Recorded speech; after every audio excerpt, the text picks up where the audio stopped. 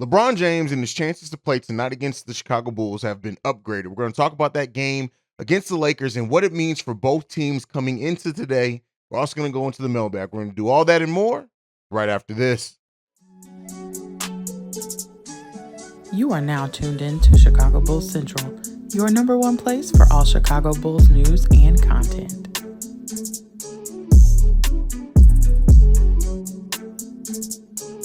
What's going on, Bulls fans? Welcome to another episode of Chicago Bulls Central, your number one spot for everything Chicago Bulls related. You can follow me right off the top at CEO Hayes. You can also follow the show at Bulls Central Pod on every social media platform. But let's go ahead and get into it. The Chicago Bulls face the Los Angeles Lakers today in an afternoon game, and LeBron James has already been upgraded in that game, increasing his chances of playing. But even without LeBron playing, there is a target on Pat Bev and the Chicago Bulls, and Anthony Davis already mentioning as far as Pat Bev's comments saying that he would love to stop the Lakers making the playoffs, and Anthony Davis just said he can try. So with that being said, both teams are going to be focused and motivated for their own reasons coming into this game. You look at the Chicago Bulls, continue to want to separate themselves in that play-in race in the Eastern Conference. The Los Angeles Lakers are playing some of their best basketball of the season, currently go on a 7-3 run in their last 10 games, and they've won 3 in a row. This is going to be a game where the Bulls are going to have to play the defense that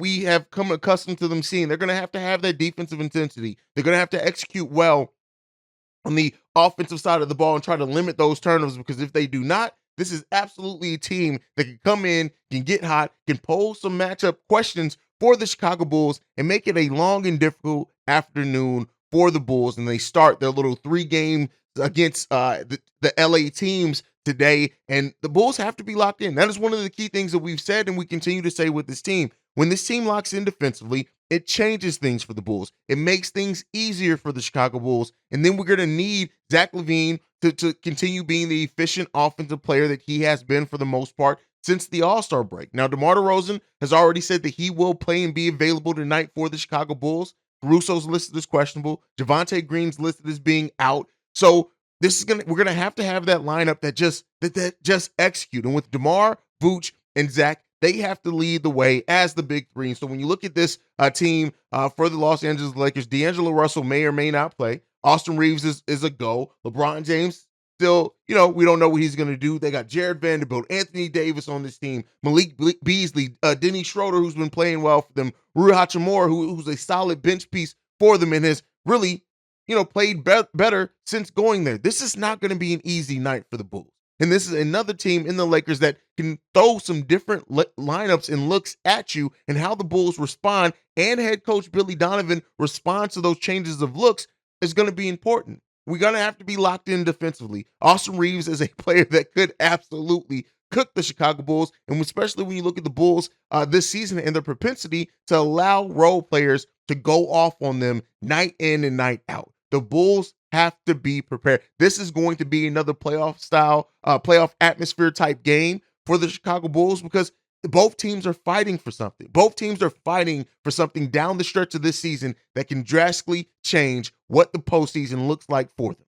The Bulls, they fared pretty well in playoff atmosphere games. They have not won them all, but they haven't looked completely outclassed and outmatched in most of them either. Both teams sit at currently around the same area in their respective conferences. You cannot allow yourself to overlook the Los Angeles Lakers, and I don't think that they will, especially with DeMar being back active tonight. I do think that shows they understand what they have to do. The Los Angeles Lakers are the 8th seed right now in the Western Conference, and God, how we would love to be the 8th seed in the Eastern Conference, right? The Bulls are fighting. We have a nice grip on that 10th spot, and we can continue to improve it by winning games like this. The Bulls are going to be battle-tested, probably more than what they were last season, heading into the postseason play if they do make it, with just how the back end of the schedule is going to work out for them. Now, whether LeBron does or does not play, it doesn't change very much for the Bulls in just this sense. LeBron not playing for this team almost makes this team more, I don't want to say more dangerous, but it makes this team, where their offense comes from, it makes the point of attack defense just kind of have to shift a little way, right? Because even when it's not going through Anthony Davis, and when Anthony Davis is not on the court,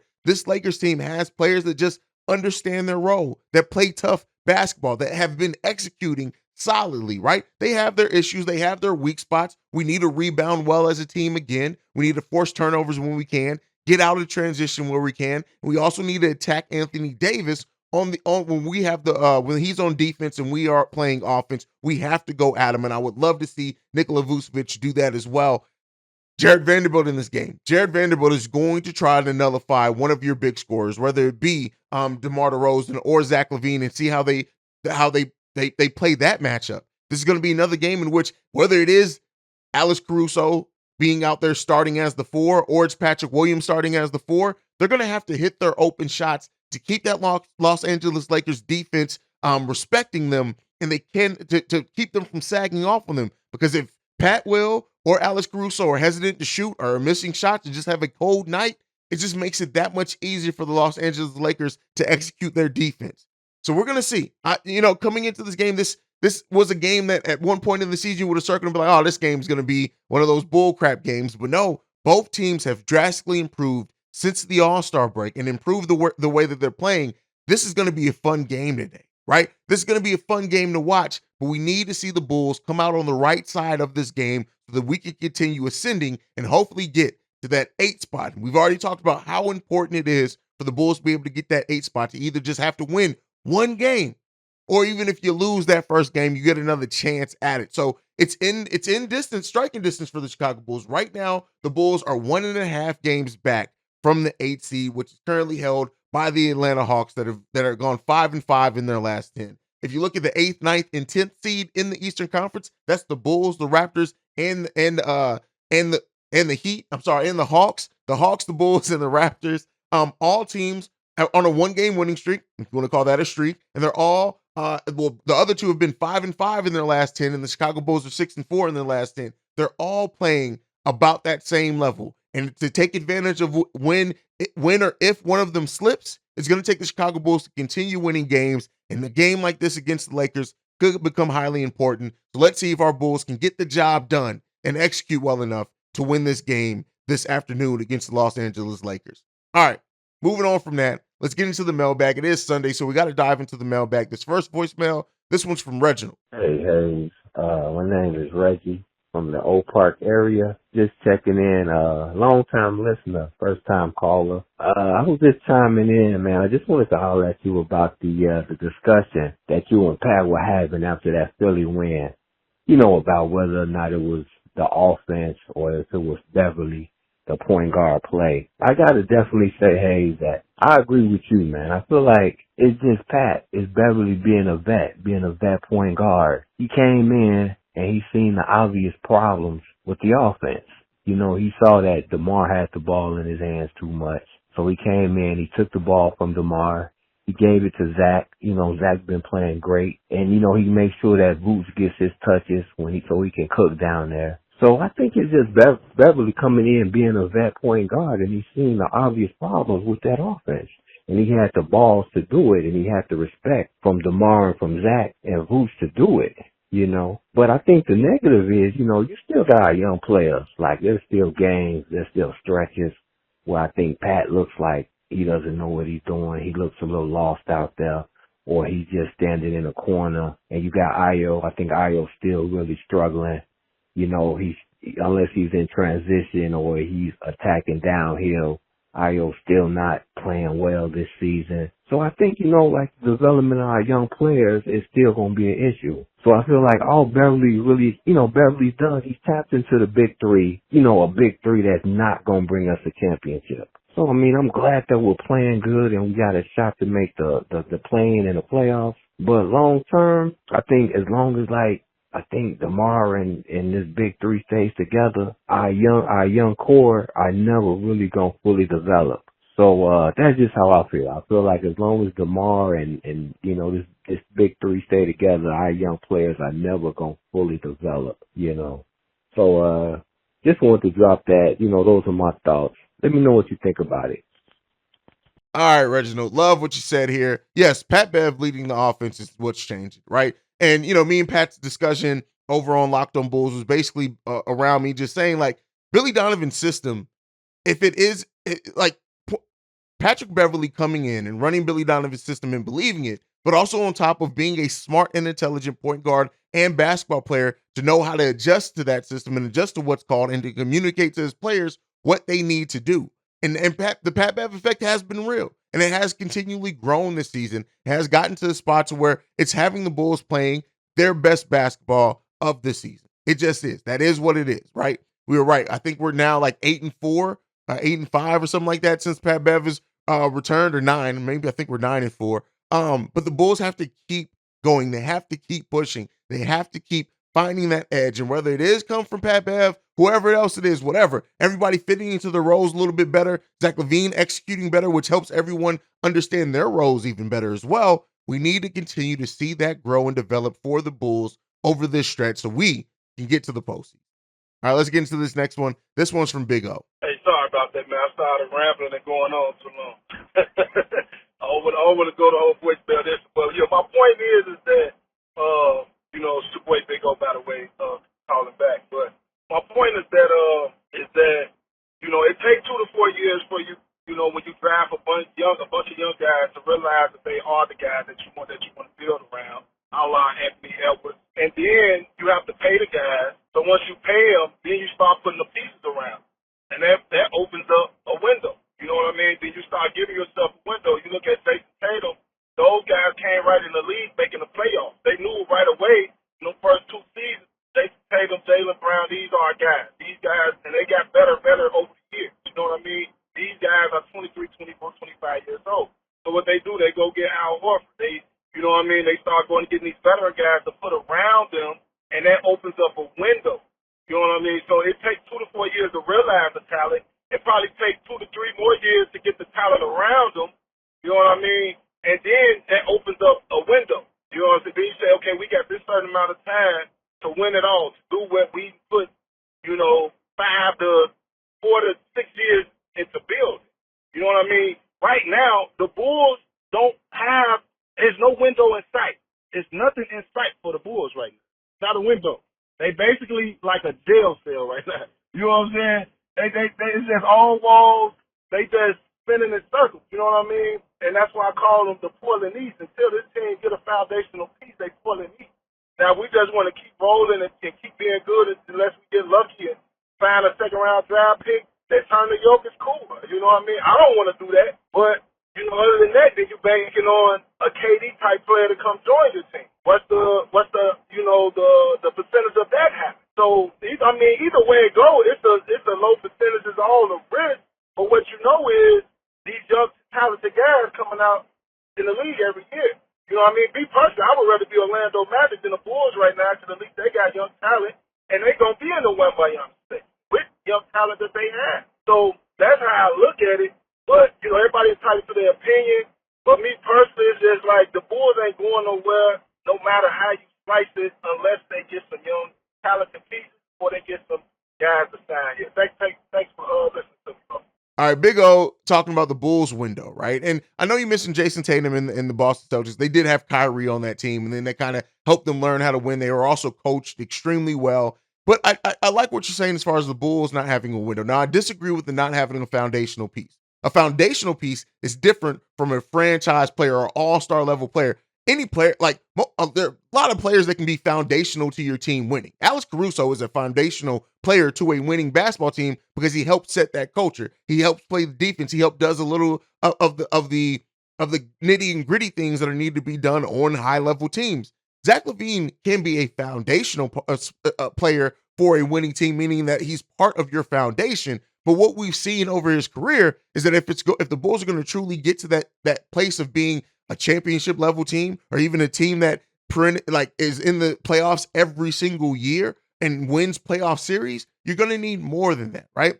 There are generational players that you add them to your team, and you're going to be a playoff team every single year just by having that player on your team. There are very few of those in the NBA. You even mentioned Anthony Edwards. I can't even call Anthony Edwards that yet, right? But we need to see him continue to grow into that, right? Anthony Davis wasn't even that, right? In his time before his health started going down. So when it comes time to building championship level teams, you have to have the right mix. You have to have the right mix of coach, for the right mix of players, with the right skill sets on that team that complement and overlap each other in the areas that you need.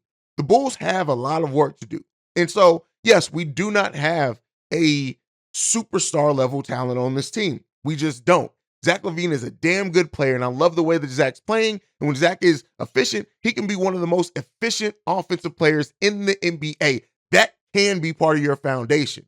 But he's shown, because of his basketball IQ and other things, that you need smart players around him, you need a point guard around him, and you're also going to need one player as good or even better than him, ideally, if you want to truly get into that championship area and window. And so AK has the work to do. It's going to take some time to get there. And, they're hoping that enough of these players develop and grow enough to where we can have one of those teams to where maybe they don't have a true superstar on their team, but they have enough high-level players that fit together well and are versatile to where you can win. You're going to win a whole lot, and you're going to have some postseason success. So it's really up to that. Yes, we do not have a championship window open. And for a lot of, and I've been saying that back since last season when people were like, oh, well, our window now is the 3 years that DeMar's going to be here. Our window for what exactly? This isn't a championship window. And so that is why the younger players and Zach LaVine are important as far as the longevity and how long they're going to project to be on this team with contract extensions, because you're going to keep having to, keep having bites of that apple until you finally do get that player or those players or that mix of coaches and players that are going to put you over the top. You guys can let me know what you think on that one down below. All right, let's get into this next one. This one's from Brian. Hey, this is Brad from Georgia. I like what you and Pat the Designer said on Locked On Bulls, talking about how trading DeMar to Fuller for Dame Lillard, giving up someone like Lonzo and 2 firsts for him. It was a similar idea I had with Paul George, minus 1 in the first. But the more I think about it, what we keep saying, what this team needs is depth. Like, you get Dame, but that doesn't help you fill out the team. Like what we've always been saying, that they need some 3-and-D guys, someone at the small floor, someone at the power floor. We doubt Drummond's going to come back. Still need a starting point guard. So what I'm thinking is, what players are available to get for the ball? The guys. It's not going to give you exactly this young give his final year. Also, what do you think about trading Billy Donovan, the head coach? Although they need the help, and they definitely hate their coach almost as much as some Bulls fans hate Billy. So, trading him for like a second round ticket. Thanks, man. Hit me up, get a minute. The Bulls need depth. Yep. I mean, that's what I got to add to that. We need tons of depth. We have so many things that we still need on this team for us to truly get to where we want. And I think the front office wants us to be. Would say ownership, but I don't think Jerry Reinsdorf gives a damn as long as the checks are clearing. But, we have a long way that we still need to go. And so it's going to be a process. It's going to continue to be this process of how we add. Yes, we need shooters. Yes, we need that. And even in, you're mentioning our theoretical trade for Dame Lillard, which we even said in that episode is never going to happen. Like, Dame probably isn't leaving Portland. But if you were able to add a piece like Dame Lillard and then keep Zach LaVine or whatever else and bring Vooch back and however else you need to make things work, I think that team, while, yes, we still need pieces, I think it's easier to get those pieces at a decent contract once you have a foundation like that, right? And I think a foundation of Dame, Zach, and Vooch theoretically in that proposition that we made, which is, again, never going to happen, I do think that players would want to come to that team. It just still depends on Billy Donovan's coaching, which is a big thing here in Chicago. So, that's what I kind of meant with that. And I understand where you're going, but yes, we do need tons of depth, and hopefully we do add that in this offseason. All right, let's get into this next voicemail. This one's from Marvin. Oh, hey, it's Marvin. I had a quick thought, man. Just wanted to run this across to everybody and hit with everybody. Is it true, guys, that truthfully, and I believe it's true, it's how you play down the stretch, not how you play during the regular season. The reason I bring that up, Hayes, is because I went back and looked at your stream with 9 games to go in the season last year, and the Bulls were on the road last year playing against New Orleans. Get a chance, go back and look at it. When you started your stream, you were highly upset. So you just did a mailbox with 9 games to go in this season on the Portland game, and you were a totally different man. The reason I'm bringing it up is because the Bulls were 12 games over 500 last year, going in that 9th game left in the season. And this year, with us being 3 games under 500, we feel better about our team this year than we did last year. It's not about the regular season wins, it's about playing well down the stretch. I'll try to hurry this up. The reason I'm saying this now is because the Bulls, at that present time, they just lost 5 out of 6 games. Now, this year, the Bulls have just won 5 out of the last 7 games. We are trending upwards. All we want to do is play well down the stretch. The season's not over, so I can't predict what we're going to do. But we all know the Bulls played badly down the stretch last year. But you guys get a chance, go back and look at that 3-24 games that Hayes did against the Saints. Against the Pelicans. We lost that game 126 to 109. The Bulls were trending downward. We did come back the next game to beat Cleveland, but we didn't play well down the stretch. We all know that. The Bulls are playing better down the stretch. Hopefully we can keep this up, guys. And I'm bringing it up because it is and it does matter how you play down the stretch. If the Bulls keep playing well down the stretch, we don't know how far we can go. Nobody knows. And hopefully we can do that. But I don't think we had much confidence in it last year. Just want to leave that message to everybody. Take care, guys. Now, the one thing that I disagree with what Marvin said in this is saying that it doesn't matter how you start the season. I disagree there, right? Because if you start the season better, you don't have to fight as hard here on the back half of the season, clawing just for a playing spot. So it still matters. Now, in which you said that, listen to my video with 9 games left last year versus 9 games left. It's completely different situations. The Bulls are playing their best basketball now. So yes, how they finishing now after a season that's been so disappointing is yes, the Bulls are playing their worst basketball now, but I still wouldn't say that it didn't matter at all how they started or finished. It just, it depends on where the team is. Yes, we're at the most optimistic right now, but I'm still even saying in this, I've doubted the Bulls' ability to make the play-in tournament. So while I'm encouraged by their level of play, up until recently when the Bulls have a 2.5 game lead, I have been saying I still doubt if the Bulls are even going to make the play-in spot. Now that has changed, right? Because things have changed around the team and the team is playing better. And where our standings are right now, it eludes some confidence. The Bulls realistically could have a 3-game advantage over the 2 teams below them with at that point 8 games left on the season. The Bulls were in a complete free-fall at the end of last season, winning 8 out of the last 33, 32 games, something like that. That is a completely different nature than where the Bulls are now. So again, I wouldn't necessarily say that it doesn't matter how you start. It does matter how you finish as well. But if you start better, because imagine this: if the Bulls, with the way that the Bulls started last season, if they had this type of finish to the season, we would have been talking about a team at that point that would have finished at probably the 4 seed, if I'm not mistaken. So it's a combination of both. It's the story that develops over the season that is the most important thing, not necessarily how you start or how you finish. How you finish is important as well, especially when you talk about going into the postseason with some confidence. But how you start still does matter, because had the Bulls started better, we wouldn't even be here right now. All right, let's go ahead and get into this last voicemail. This one's from Shay. What's up, A's? This is Shay. I really got to say this, and I'm going to say this so all our fans can get it through their heads. We are not getting the top pick, no matter what we do at this point. Now, look, I know what you're going to say. Oh, Shay, we got it at Derrick Rose defense. But think about it, people. We won over 30 games at this point, and we're closer to the 8th spot and the 9th spot, So, would it make sense at this point to try to tank for a top overall pick, especially when you're that close to the playoffs, regardless, even if you're in the play-in situation? Now, look, I know what you're saying. Oh, Shay, you probably already know this, but I'm really saying this to you fans. We're not getting the top overall pick. Portland is out of the playoffs scenario, so that pick's not coming to us this year. And we're definitely not getting the top overall pick or a top four pick. So, people, please, we're not taking any time soon. Let's try to win as many games as we can to try to make this playoff push. Simple. Anyway, Hayes, tell me what you think. Hopefully you see this message. Shay just wanted to go off. There's sometimes where Shay, he just wants to make a point. I mean, it's the right point, right? Like, the Bulls more than likely aren't getting a top-level pick, even if they were to tank. And then now, holding a 3-game advantage with that 10 spot, tanking was never on the table, right? And I know some Bulls fans would have wanted to see, and somebody even in the comments like, "Oh, one of the worst things the Bulls did in franchise history was bringing Pat Bev because now we're making the play-in." Like, no, right? It was always a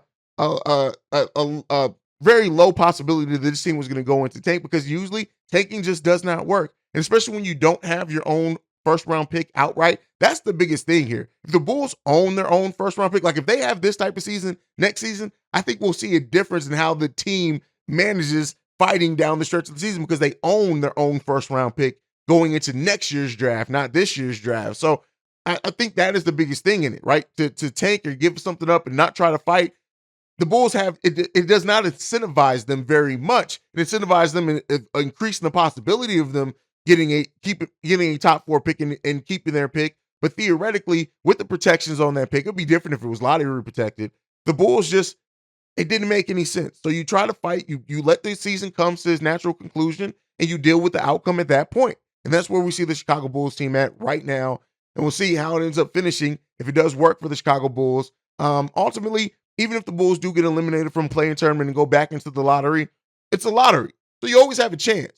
How unrealistic or realistic that chance is depends on the number of ping pong balls you have, but there's always a chance. But I'm glad to see this team fight the way that they have down the stretch and to possibly put their grasp on that playing spot, and we can go into the postseason play and then see what this team can do. But that is it for my time today. For now, you guys already know it's game day. That means I will be locked in for the pregame, halftime hangout, and postgame shows all live tonight on the channel. But other than that, you can follow the show at Bull Central Pod. You can send us any feedback, questions, comments, concerns, bullcentralpod@gmail.com. Lastly, if you want to leave a text message and or voicemail like you heard today for the mailbag, the number to do so, 773-270-2799. We are the number one spot for everything Chicago Bulls related because of you guys. And like I like to end every episode on, go Bulls. Love you guys. See you right if you can, y'all. Peace. This has been a presentation of the Break Media.